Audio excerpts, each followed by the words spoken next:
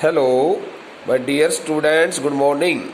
Students, the passage which we are going to read had already been explained by me, but again in this lecture we are going to learn the same passage. We are going to read and learn the meanings of these all statements as included in this passage again, so that we can know about each and everything very clearly. I will learn to drive a car, he answers. When Mukesh is asked, when Mukesh is inquired whether he knows anything about cars, so Mukesh responds that he will learn to drive a car. Mukesh answers that he will learn to drive a car. Now I have transformed the statement into indirect speech. Okay, but the reporting verb is in the present tense. That's why I have not changed the verb here into would. If I put the statement in this way, Mukesh answered the author that he would learn to drive a car, then in that case we would like to change the statement in this way. Okay, he answers looking straight into my eyes. Having the eye contact with the authoress, Mukesh responds very frankly, saying it that he will learn to drive a car if he does not know anything about cars. His dream looms like a mirage. The word mirage stands for optical illusion. Optical illusion. Amidst the dust of streets that fill his town Firozabad, famous for its bangles. His dream looms like a mirage means his dream looms stands for appears, reflects from his eyes. On the one hand, Mukesh, a youngster, has a very cherished dream in his eyes and he wants to fulfill his dream.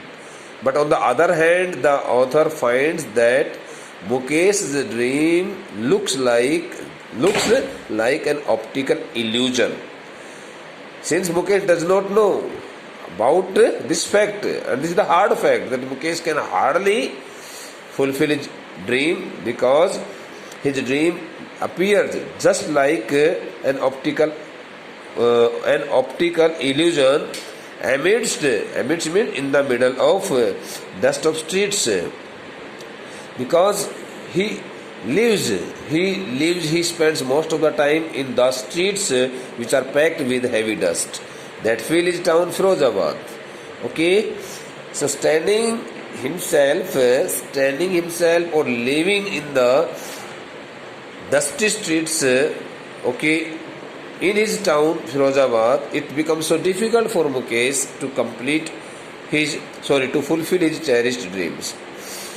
Firozabad famous for its bangles. Firozabad is the name of a town in UP, Uttar Pradesh, which is famous for its bangles.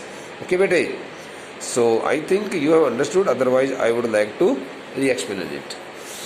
When Mukesh says something about his dream, which reflects from his eyes, okay. At the same moment, at the same time, the author Anij Jung finds it totally difficult, finds it quite impossible, and she does not believe that the child, okay, can ever be able to fulfill his dream, because he lives in such a town. He lives in such a town whose streets are every time filled with so much dust of the police, okay, dust of the police, which is coated on the glass works on the bangles. Okay, that's why it becomes so difficult for him. But anyhow, he can try his best. Every other family in Firozabad is engaged in making bangles. What do you mean by this statement? Every other family in Firozabad is engaged in making bangles. Every other family stands for here. If we skip one family, so we will surely find the second family, the other family, fully engaged in the profession of making bangles. So it means almost all people living in this little town Firozabad are fully engaged in this old profession, in this ancestral profession, ancient profession of making bangles. It is the center of India's glass blowing industry. Firozabad is also known as the hub of glass blowing industry. Huge amount of glass is melted there in the furnaces. Okay, in the furnaces in this little town Firozabad, where families have spent generations working around furnaces, welding glass, making bangles for all the women in the land transparent country, it seems. Okay, it is the center of India's glass blowing industry. Firozabad is the only town where the production of bangles, is in such a high amount which cannot be compared to the other cities, other towns in the country. And it is the only single one town where families have spent their generations. It means the art of making bangles, the profession of making bangles has been so old in this little town Firozabad. Families have spent generations. In what way? Working around furnaces. Generation after generation, people have spent their whole time working around hot furnaces, welding broken pieces of glass, making bangles for all the women in the land, it seems. She also expects that it is the only town which supplies bangles to all the women living in different parts of the country. No other city can be seen in the country which products so many bangles. Mukesh's family is among them. So among those old families which have spent their generations, after generations in the field of making bangles, Mukesh's family is also included in those other families also. So Mukesh's family is also engaged in the art of making bangles, in the profession of making bangles, not art, I'm sorry. None of them know that it is illegal for children like him to work in the glass furnaces with high temperatures. None of them know. People of these old bangle makers' families do not know. They are totally unaware of the fact that the children who are engaged, that the work which is given to the children, at their very little age, tender age, is totally illegal. They have been employed under the child labor, under the illegal task of child labor, and it is not feasible for them. So none of them know. People do not know. People of these families do not know that it is illegal for children, that this the profession of making bangles is totally illegal, unauthorized for the little children like Mukesh, him stands for Mukesh, to work in the glass furnaces. These the children should not be forced, should not be compelled to work in the hot furnaces, where the temperature remains so high, burning the skin. In dingy cells, the word dingy stands for air, small sized, darky and stiffy rooms where one can hardly find, without air means one can hardly find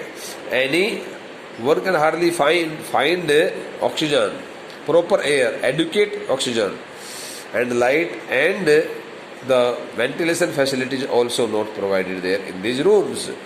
So the children are forced to work in such kinds of darky, small sized, so narrow, darky, stiffy, rooms where there is no proper oxygen, where there is no proper facility of ventilation, no proper adequate light, and these the poor children, these the innocent children spend their whole time, okay, working, okay, around the hot furnaces. That the indigence without air and light. That the law, if enforced, the author also mentions it very clearly. Bete. What mentions? What is mentioned by the author? That the law, if enforced, it all happens due to the poor implementation of the law and order. If the law is strictly implemented, could get him. So not only this the strongly implemented law can make Mukesh free from this tedious work, from this mind-blowing task, and all those 20,000 children out of the hot furnaces.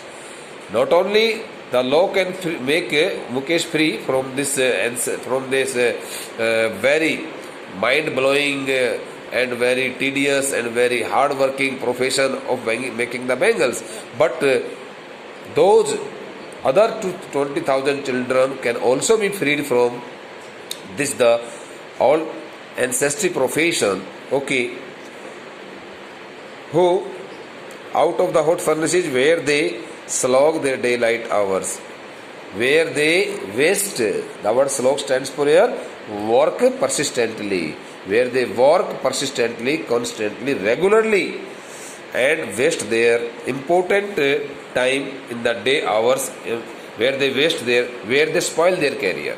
If we want to get the meaning of this complete phrase, so we can also take the meaning of this phrase as spoil their career, waste their career. Okay, often losing the brightness of their eyes, they also face a tragic loss of their eyesight. These the children get blind at their very little age. So how many problems are faced by these little children who work under this the illegal task of making bangles under the act of child labor. Okay. Mukesh's eyes beam stands for reflect with happiness. Okay, reflect with happiness or start reflecting happiness. Mukesh's eyes beam means Mukesh's eyes start reflecting happiness. It means Mukesh looks very happy and delighted. When? As means when in other sense. This the conjunction has been used here by the authoress here, but we can also replace it with the conjunction when. Mukesh's eyes beam means Mukesh feels so much happiness as he volunteers. Volunteer stands for do something willingly. When he willingly gets himself ready to take the authoress his home, which he proudly says is being rebuilt. On the way to his home, accompanied by the author, he also tells the author that his house is being rebuilt. Okay, so it is the indirect indication of his poverty, and he frankly tells the authoress that his house is also being rebuilt nowadays. It is not fully constructed. So I think you have understood it. Mukesh's eyes beam as he volunteers to take me home, which he proudly said is being rebuilt. When Mukesh willingly requests the authoress to go with him his home, so at the same moment he looks so much happy, he feels so much delighted when the offer is accepted by the author, and he also mentions it quite proudly, saying it that his house is being rebuilt. The house in which they live, his family lives, is being rebuilt. It is under construction. We walk down stinking. Stinking means foul-smelled, smelly, foul-smelled lanes choked with garbage. We walk down stinking lanes choked with garbage. Okay, up to here. On the way to Mukesh's home, they pass through the lanes. Means streets. they pass through the streets which are filled with, which are packed with, which are filled with heavy dust and garbage. Okay, muddy water and garbage also. Past homes. On the way to Mukesh's home, not only they pass through such streets which are filled with heavy garbage, much garbage, but they also pass by the side of the homes that remain hovels. That remain hovels means the homes which have always existed in small huts. Hovels stands for huts. Sacks, S-H-C-K, sacks. Shanty, okay. Structures of mud and straw. Structures of mud and straw with crumbling walls. The walls of these houses are every time trembling and shivering. Crumbling means shivering means there are so many cracks. One can see long cracks in the walls of these huts, of these sacks. Wobbly doors. The doors of these houses, of these homes are also shaky, in shaky condition. They can fall any moment. No windows. One can hardly see any window in these all homes and houses, crowded with families of humans. And one more striking thing which meets the author's eyes is that the people and the animals, both the people and the animals, humans and the animals, live together in these small houses, in these small huts.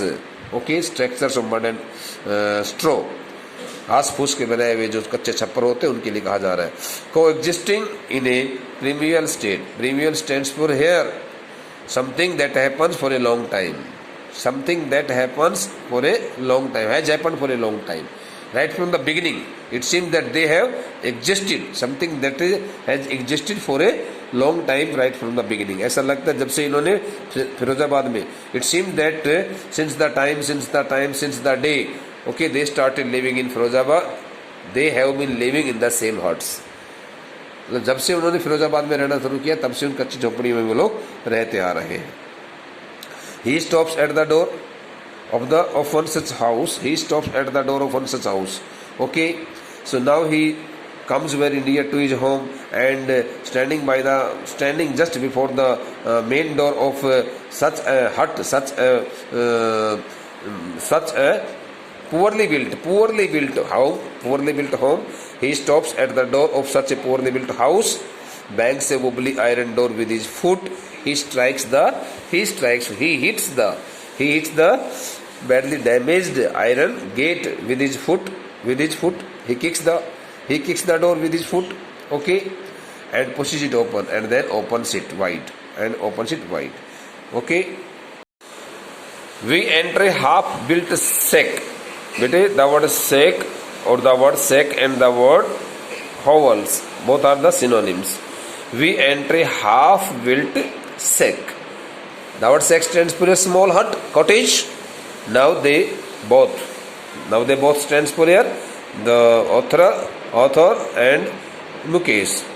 Now Mukesh along with authoress enters. Now both Mukesh and the authoress, they both enter a half-built sack. Okay, half-built sack.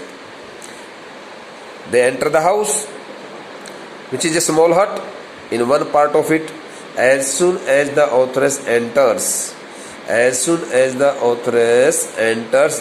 the half-constructed, poorly built, half-constructed, okay, partly built, that the little sack, that the little cottage, thatched with dead grass. The house is built, but it is built of straw. It is built of dead grass, means straw, mud and straw. Straw means dead grass ही होता है. Okay बेटे. Is a firewood stove in one part of it. उस मकान के उस छप्पर के एक हिस्से में thatched with dead grass, जिसका आधा हिस्सा सूखी घास से छप्पर के रूप में बनाया हुआ है. Is a firewood stove. There the authoress notices that on the hearth में चूल्हा होता है. On the firewood stove the timberwood okay is burning and और which sits a large vessel.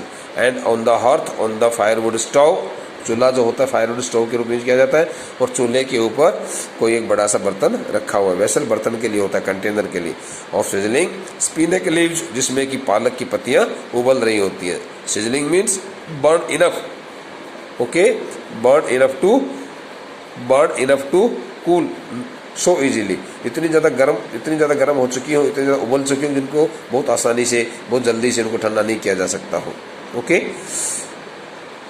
sizzling spinach leaves on the ground, sizzling spinach leaves on the ground in large aluminium platters. The word platter stands for your shallow, deep shallow dishes. अंदर से थोड़ा सा जैसे कि कटोरा type में, प्याला type में होता है, उसको प्लेटर्स बोला जाता है। On the ground, she also notices that on the ground near the firewood stove, उस चूल्हे के पास में, जिसको हर्थ कहने लग रहा हूँ, on the ground in large aluminium platters are more chopped vegetable. Chopped means partly cut. Okay, so she also notices that on the ground, okay, there are so many other containers also, in which she notices that the vegetables, okay, partly cut vegetables are also placed there safely. Okay, a frail, the word frail stands for weak, thin and weak young woman. A frail young woman is cooking the evening meal for the whole family. Now she finds it out that a thin and weak lady is preparing evening meal for her entire family, for her whole family. Okay, it is the time of cooking the food, and at the same time the authoress Annie Jung enters that the little hut made of straw, dead grass, छप्पर जिसको कहते हैं. Through eyes filled with smoke she smiles. When the lady looks at the authoress, she feels so much happy. She feels so much delighted, and though her eyes are filled with, at the same moment when the authoress is noticed by her, okay, her eyes are filled with smoke, much smoke, but thereafter she smiles at her. She welcomes the new visitor. Okay, she welcomes the new visitor with a smiling face. See the wife of, turn the page, see the wife of Mukesh's elder brother, and this the lady is the wife of Mukesh's elder brother, not much older in years. Okay, she is just like a youngster. She is not so old in her age. She is not so much older in her age. She has begun to command respect as the Bahu. Okay, so now she has started commanding. She has started following a responsibility as a daughter-in-law, as a Bahu, the daughter-in-law of the house. It has been explained by the authoress here, the daughter-in-law. Already in charge of 3 men, she takes the responsibility of these 3 men every time, her husband Mukesh and their father. Okay, she always takes care of these 3 persons very seriously, sincerely, and she is preparing the food for her whole family. She is not so old in her age. She is just like a young lady. Okay, she is a young lady, and she has started performing her duty as a very sincere daughter-in-law, since she has started sensing and acknowledging her all kinds of duties as a Bahu in her family. Okay, when the older man, when her father-in-law enters the hut, she gently withdraws. Withdraws means pull back. Okay, not pull back, but withdraw stands for pull the front part of the costume of the dress in front of the face, cover the face. She gently withdraws. Withdraw means pull back होता है, पीछे की तरफ खींच लेना. Okay, behind the broken wall. She gently withdraws means pull back. Very good. Move back. She gently move back. I'm very, very sorry. I had given some wrong meaning, but now I again have given the correct meaning here. Withdraw stands for move back. She gently withdraws behind the broken wall. In order to hide herself from her father-in-law, she moves back. She steps back and hides herself behind the broken wall. छुप जाती है उस टूटी हुई दीवार के पीछे. And brings her veil. Veil stands for here, घूंघट के लिए होता है. A part of her sari. Okay. to her face and she covers her face with a part of her sari. वह अपने साड़ी के पल्लू से अपने चेहरे को ढक लेती है. As custom demands, daughters-in-law must veil their faces before male elders.